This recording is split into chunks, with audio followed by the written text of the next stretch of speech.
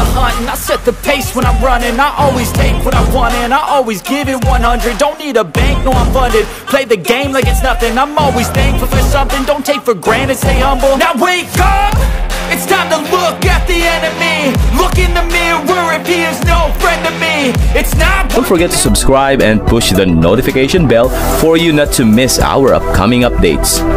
Now let's get started.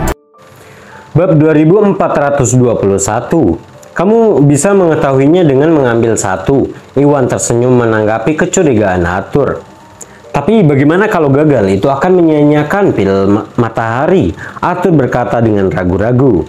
Dia tahu betapa berharganya dan langkanya pil matahari, dan jika disediakan untuk keluarga Gumelar generasi kedua seperti Aulus, pil itu bisa dengan mudah mencapai tahap yang munah dari tahap semi yang munah. Mengingat usia Aulus, dia kemungkinan bisa naik ke tahap menengah yang munah atau bahkan tahap akhir yang munah setelah dia berhasil melewati hambatan dalam pelatihannya. Namun jika salah satu pilnya terbuang, keluarga Gumelar mungkin kehilangan kesempatan untuk mengembangkan anggota yang bisa mencapai tahap menengah yang munah atau tahap akhir. Arthur sudah lanjut usia dan sebagian besar fungsi tubuhnya memburuk. Jika dia meminum pil matahari dan gagal mencapai tahap puncak yang munah, dia mungkin akan putus asa sehingga akan semakin sulit baginya untuk mencoba lagi di masa depan.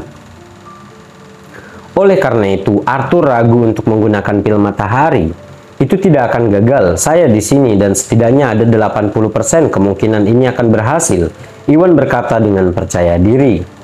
Jika Arthur meminum pil itu sendirian, dia mungkin tidak akan mampu melewati hambatan pelatihan, tetapi situasinya berbeda. Karena Iwan ada, dia membantu orang lain dalam pelatihan menggunakan pil berkali-kali sebelumnya dan menganggap dirinya berpengalaman dalam aspek ini. Arthur sudah hampir mencapai tahap puncak alam yang munah dan dengan bantuan pil matahari, Iwan yakin bahwa dia akan membantu Arthur mencapai tahap puncak yang munah segera. Baiklah, Arthur, Agus, dan yang lainnya terdiam. Sebuah terobosan tidak pernah mudah, terutama ketika seorang sudah berada di level kekuatan yang tinggi. Mengingat kesehatan dan usia Arthur, kemungkinan dia mencapai level kekuatan berikutnya sangatlah rendah. Jadi tidak ada dari mereka yang mengerti mengapa Iwan merasa begitu percaya diri. Namun setelah mengingat apa yang telah dicapai Iwan sejauh ini, mereka berbagi pandang penuh harapan. Meskipun Iwan masih muda, Iwan banyak akal dan menciptakan keajaiban berkali-kali. Jadi, dia mungkin bisa membantu Arthur. Paman Arthur, karena Tuan Gusnadi yakin akan hal ini, mengapa Anda tidak meminum satu pil mataharinya? Kata Agus. Baiklah kalau begitu, Tuan Gusnadi, aku akan mempercayaimu sekali lagi. Arthur merenungkan pilihannya dan memutuskan untuk mempertaruhkan peluangnya. Dia semakin tua dan kesehatannya menurun, bahkan jika dia berlatih, dia mungkin tidak akan pernah mencapai tahap puncak alam yang munah. Jika dia ingin berhasil, itu akan membutuhkan setidaknya 2 tahun kerja keras, dan jika Bos Selatan muncul pada masa ini untuk menyelamatkan Roni, Arthur tahu dia tidak akan bisa berbuat banyak terhadap Bos Selatan yang berada di tahap akhir alam yang munah. Karena itu, Arthur harus mengambil resiko.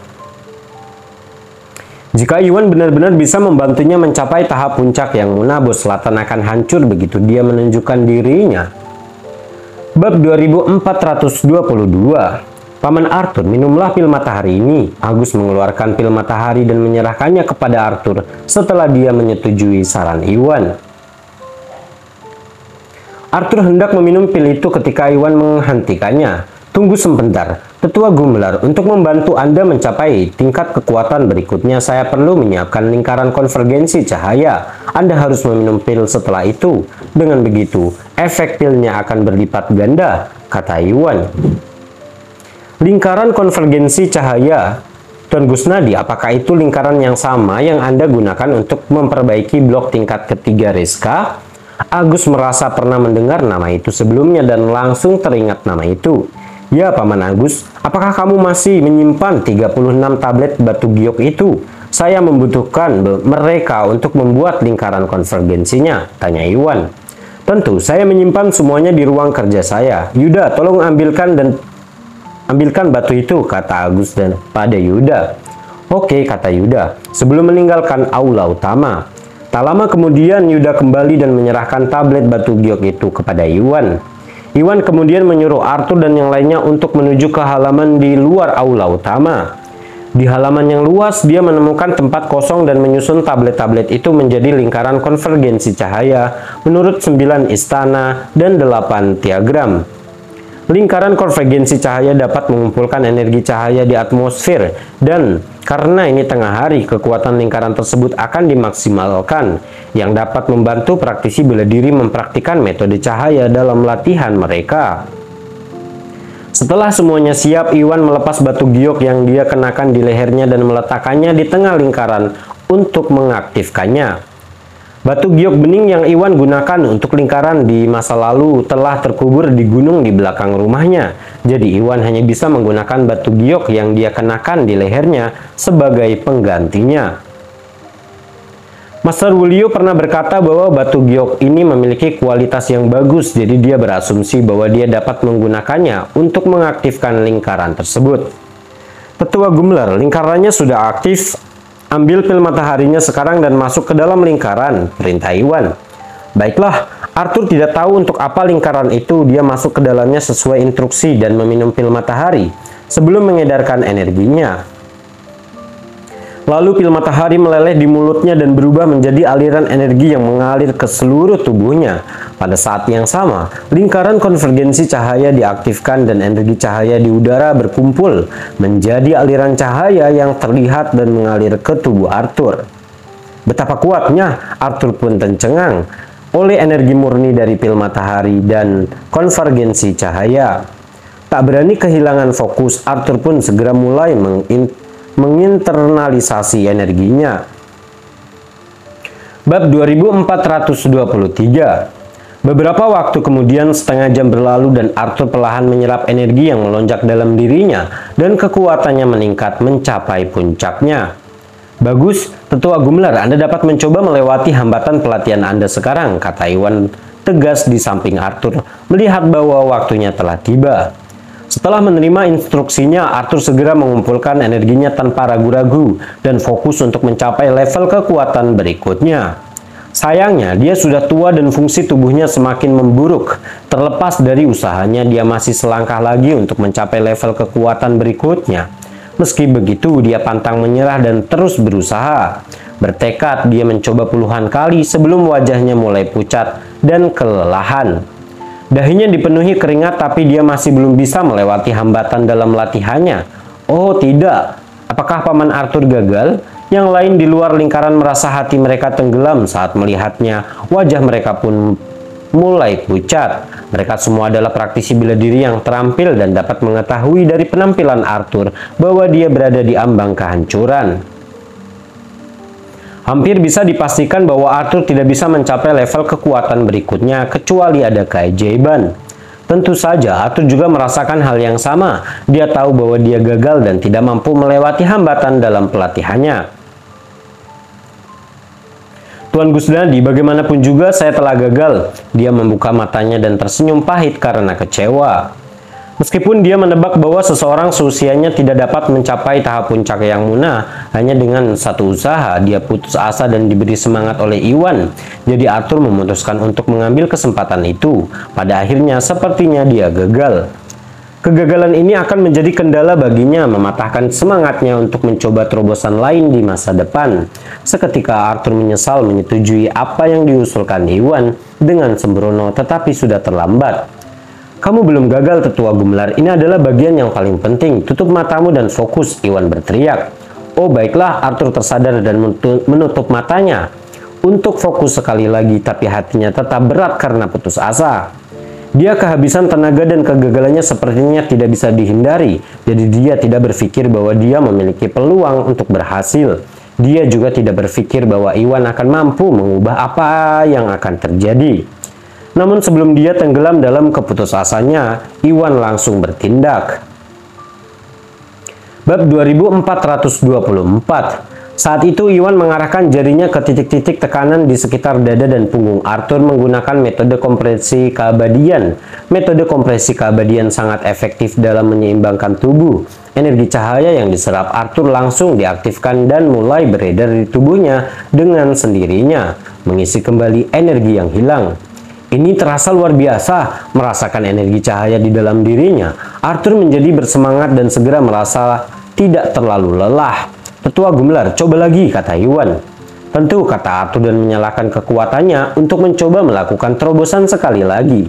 Namun masalah tersebut tetap ada karena usianya yang sudah tua dan dia gagal naik ke level kekuatan berikutnya. Bagaimana ini bisa terjadi? Apakah kita pasti gagal? Bahkan Iwan mulai ragu dan kepercayaan dirinya memudar seiring berjalannya waktu. Tunggu sebentar. Pada saat terakhir sebuah ide muncul di benaknya dan Iwan mengeluarkan mutiara spiritual sebelum mengaktifkannya. Lalu mutiara spiritual terbang ke atas dan berhenti di atas kepala Arthur. Itu bersinar terang saat memancarkan energi sejati yang kuat menghujani Arthur. Apa ini? Aliran energi yang sangat kuat. Arthur benar-benar tercengang. Dia menenangkan pikirannya dan mulai menyerap energi dari mutiara spiritual. Kekuatannya pun meningkat seiring dengan peningkatnya mutiara spiritual. Mutiara spiritual adalah harta langka yang kuat yang mengandung kekuatan tak terbatas, dan di bawah pengaruhnya mentalitas Arthur juga berubah. Rasanya seperti dia sedang berdiri di puncak gunung, menatap dunia dari sudut pandang yang berbeda. Detik berikutnya, Arthur pun tersentak dan menerobos hambatan dalam pelatihannya, naik ke tahap puncak alam yang muna dari tahap akhir alam yang muna. Dia melakukannya, Paman Arthur melakukannya. Bagaimana ini mungkin? Agus dan yang lainnya yang tetap berada di luar lingkaran, semuanya mengusap mata mereka karena tidak percaya. Mereka semua menyaksikan perjuangan Arthur dan berpikir bahwa dia akan gagal. Yang membuat mereka bingung, Iwan berhasil mengubah hasilnya hanya dengan menekan beberapa titik tekanan di tubuh Arthur. Itu bisa dibilang sebuah keajaiban dan mereka tidak akan pernah mempercayai kebenarannya jika mereka tidak menyaksikannya dengan mata kepala sendiri. Bab 2425. Baiklah, saya berhasil mencapai level berikutnya. Arthur berdiri dan tertawa. Sama seperti yang lain, dia tadinya berpikir bahwa dia akan gagal dan merasa hancur. Namun Iwan berhasil membalikkan keadaan dan membantunya mencapai tahap puncak alam yang muna dengan mudah. Itu tidak terduga dan Arthur merasa sangat gembira. "Selamat, Tetua Gumelar," kata Iwan sambil tersenyum dan mengambil liontinnya dari tengah lingkaran. "Tuan Gusnadi, terima kasih banyak telah membantu saya melewati hambatan dalam pelatihan saya. Saya bahkan tidak tahu bagaimana saya bisa membayar hutang ini." Arthur tersentak dan berterima kasih kepada Iwan dengan sungguh-sungguh. "Tetua Gumelar, Anda tidak perlu berterima kasih kepada saya. Kita adalah sekutu, jadi wajar jika kita saling membantu," kata Iwan sambil tersenyum sebelum mengangkat tangannya untuk menarik mutiara spiritual kembali. "Tuan Gusnadi, apakah mutiara ini adalah harta karun yang dibicarakan Rizka yang membantu pelatihan praktisi bela diri?" Arthur melirik mutiara spiritual di tangan Iwan sebagai realisasi. Ketika dia dan Agus menuntut agar Rizka pindah dari kediaman keluarga Iwan, Rizka mengklaim bahwa Iwan memiliki harta karun yang dapat membantu pelatihannya. Rizka juga menyebutkan bahwa ia enggan untuk keluar karena ingin terus berlatih bersama Iwan dan yang lainnya. Sekarang setelah Iwan menggunakan mutiara spiritual dengan pelatihan Arthur akhirnya menyadari bahwa dia telah meremehkan kekuatan mutiara itu. Jika Rizka terus berlatih bersama Iwan, itu hanya akan menguntungkannya. "Itu benar, ini disebut mutiara spiritual dan saya pernah menemukannya di masa lalu." Iwan mengangguk.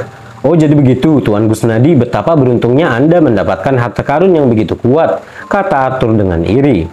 Dia dulunya bingung bagaimana seorang pemuda seperti Iwan yang tidak memiliki latar belakang keluarga yang kuat bisa mencapai tahap yang muna. Baru pada saat inilah dia menyadari bahwa itu karena Iwan berbakat dan mendapatkan bantuan mutiara spiritual. Tampaknya dapat dimengerti bahwa Iwan melampaui orang lain seusianya, dan Arthur menyimpulkan bahwa mutiara spiritual memainkan peran penting dalam pencapaiannya. Tetap saja harta karun sangatlah langka, terutama bagi harta karun yang memiliki kekuatan yang luar biasa. Fakta bahwa Iwan berhasil mendapatkan mutiara spiritual adalah bukti kemampuannya juga, karena hal itu tidak dapat dicapai hanya dengan keberuntungan. Saat Arthur tenggelam dalam pikirannya, Agus, Yuda, dan yang lainnya bergegas mendekat. "Tuan Gusnadi, siapa yang tahu bahwa Anda tidak hanya berbakat tetapi juga mampu membantu orang lain di tahap Yang Muna dengan pelatihan mereka, kemampuanmu tidak pernah berhenti membuat kami takjub. Agus berkata dengan tulus. Para tetua lainnya dan Yuda juga memandang Iwan dengan hormat. Setelah pertempuran dengan bos selatan, mereka semua berpikir bahwa mereka telah melihat sepenuhnya kemampuan Iwan, hanya untuk menyadari bahwa mereka meremehkan Iwan. Belum pernah ada seseorang yang mampu membantu praktisi bela diri di tahap Yang Muna dengan pelatihan mereka, dan hati mereka dipenuhi dengan kekaguman terhadap Iwan saat ini.